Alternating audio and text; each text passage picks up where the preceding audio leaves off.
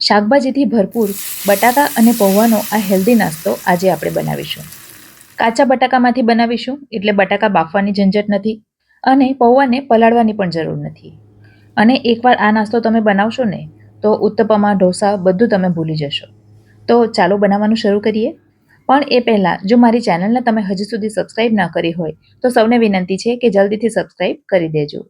હવે અહીં મેં એક મિક્સરનું જાર લઈ લીધું છે અને એમાં આપણે અડધો કપ ભરીને પૌવા લઈશું. અહીં મેં જાડા પૌવાનો ઉપયોગ કર્યો છે, જેમાંથી આપણે બટાકા પૌવા બનાવીએ છીએ. હવે એક મીડિયમ સાઇઝના બટાકાને ટુકડામાં કટ કરીને એ પણ ઉમેરી દઈશું.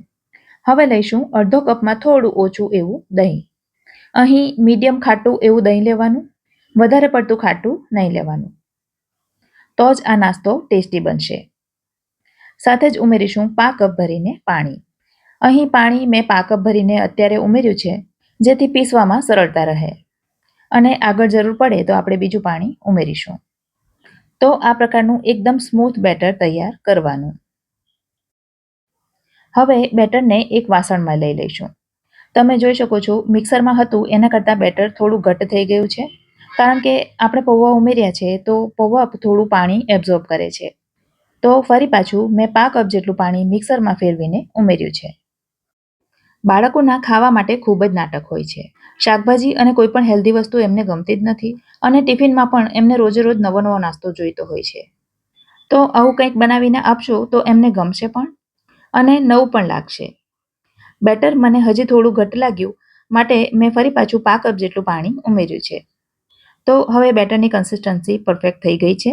તો હવે આ નાસ્તાને વધારે હેલ્ધી બનાવવા માટે અહીં આપણે એમાં થોડા શાકભાજી ઉમેરીશું. જેમાં મેં કેપ્સિકમ, કાંદો અને ટામેટુને બારીક ચોપ કરી લીધા છે અને એ બધા અંદર ઉમેરી દઈશું. આ સિવાય તમે બીજા શાકભાજી પણ ઉમેરી શકો છો, જેમ કે બાફેલા વટાણા, ફણગાવીને બાફેલા મગ, ફણસી, ગાજર વગેરે. પણ મેં અહીં અવેલેબલ હતા એટલા જ શાકભાજી ઉમેર્યા છે. સાથે જ ઉમેર્યા છે 3 નંગ કાપેલા મરચાં અને 1 ઇંચ આદુના ટુકડાને નાના ગ્રેટરથી ગ્રેટ કરી એ ઉમેર્યું છે. એના બદલે તમે આદુની પેસ્ટ હોય તો એ પણ ઉમેરી શકો. સાથે જ ઉમેરી છે ઝીણી સુધારેલી કોથમીર. અને હવે એમાં થોડા મસાલા કરીશું. સૌથી પહેલાં ઉમેરીશું મીઠું. તો મેં અહીં 1 ટીસ્પૂન ભરીને મીઠું ઉમેર્યું છે. અડધી ટીસ્પૂન ઉમેર્યું છે આખું જીરું. સાથે જ 1 ટીસ્પૂન ઉમેર્યા છે ચીલી ફ્લેક્સ. અહીં ચીલી ફ્લેક્સ અને લીલા મરચાં જે આપણે આગળ ઉમેર્યા એ તમારી જરૂરિયાત પ્રમાણે વધતા ઓછા કરી લેવાના. અને 1 ટીસ્પૂન ઉમેર્યો છે ચાટ મસાલો. ચાટ મસાલો ન હોય તો એના બદલે તમે આમચૂર પાવડર અથવા તો થોડો લીંબુનો રસ પણ ઉમેરી શકો. પણ જો તમારું દહીં વધારે પડતું ખાટું હોય તો એમાં ખટાશ ન ઉમેરો તો પણ ચાલે. ખૂબ જ ચટપટો, ટેસ્ટી અને એકદમ હેલ્ધી નાસ્તો તૈયાર થાય છે ફ્રેન્ડ્સ. તો તમે એકવાર જરૂરથી ટ્રાય કરજો. હવે બધું બરાબર મિક્સ થઈ ગયું છે. તો હવે એમાં આપણે ઝીણો ચણાનો લોટ ઉમેરીશું. તો 2 ટેબલસ્પૂન એટલે કે 2 મોટી ચમચી ભરીને અહીં મેં ચણાનો લોટ લીધો છે. ચણાનો લોટ ચાળીને લઈશું, જેથી અંદર ગાંઠા ન રહે. ચણાનો લોટ ઉમેરવાથી નાસ્તાનો સ્વાદ તો વધશે જ, પણ સાથે નાસ્તાને એક સરસ બાઇન્ડિંગ મળશે.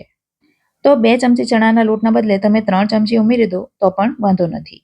હવે ફરી પાછું ચણાના લોટ સાથે બધું મિક્સ કરી દઈશું. અને ફ્રેન્ડ્સ, બેટરની કન્સિસ્ટન્સી આવી જ રાખવાની. આના કરતાં વધારે ઢીલું નહીં રાખવાનું, નહીં તો પછી નાસ્તો બનાવવામાં તકલીફ પડશે. હવે નાસ્તાને વધારે ટેસ્ટી બનાવવા માટે એમાં આપણે એક વઘાર કરીશું. જેના માટે વઘારિયામાં અહીં મેં 2 ચમચી જેટલું તેલ લઈ લીધું છે અને તેલ ગરમ થાય એટલે એમાં 1 ટીસ્પૂન રાઈ ઉમેરીશું. રાઈ સરસ ફૂટી જાય ત્યાર પછી એમાં 5 ચમચી જેટલી હિંગ ઉમેરીશું અને સાથે જ ઉમેરીશું મીઠા લીમડાના પાન. પણ એના મેં નાના નાના ટુકડા કરી લીધા છે, જેથી ખાતી વખતે આખા મોંમાં નહીં આવે. હવે આ વઘારને બેટરની ઉપર રેડી દેવાનો અને ફરી પાછું બધું મિક્સ કરી દઈશું.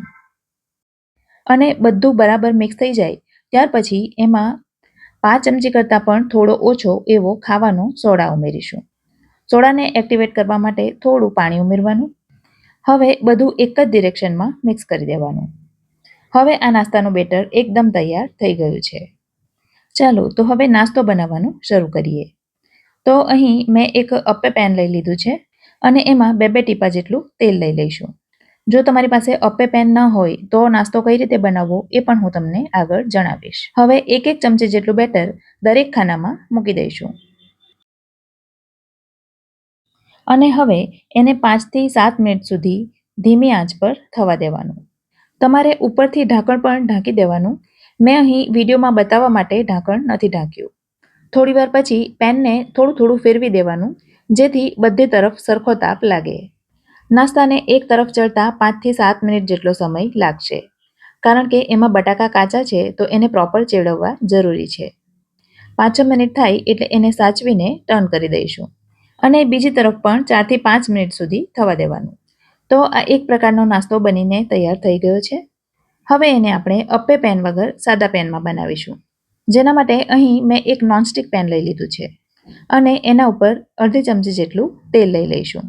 તેલ ગરમ થાય એટલે એના ઉપર 2 થી 3 ચમચી જેટલું બેટર મૂકી દઈશું અને સાધારણ જાડું અને નાની સાઈઝનું જ પાથરવાનું. આટલું થઈ જાય એટલે એને ઢાંકણથી કવર કરી દેવાનું. ગેસની આંચ ધીમી રાખવાની અને એક તરફ એને 4 થી 5 મિનિટ સુધી થવા દેવાનું. 4-5 મિનિટ થશે એટલે ઉપરની સાઈડ થોડી ડ્રાય થઈ જશે. હવે ઉપરની તરફ 2-3 ટીપા જેટલું તેલ સ્પ્રેડ કરી દેવાનું અને ત્યાર પછી એને સાચવીને ટર્ન કરી દેવાનું. અને બીજી તરફ પણ 3 થી 4 મિનિટ સુધી થવા દેવાનું. બંને તરફ સરસ કલર આવી જાય એટલે પેન ઉપરથી લઈ લેવાનું. એને તમે કોપરાની ચટણી, ટોમેટો કેચઅપ કે પછી દહીં સાથે ખાઈ શકો છો. અને બાળકો કે મોટાને પણ ટિફિનમાં આપી શકાય એવો આ સરસ નાસ્તો છે. રેસીપી જો ગમી હોય તો વિડીયોને લાઇક કરજો અને તમારા સર્કલમાં શેર કરજો. તો ફરી મળીશું આવી જ એક નવી રેસીપી સાથે. ત્યાં સુધી મને રજા આપો. આવજો.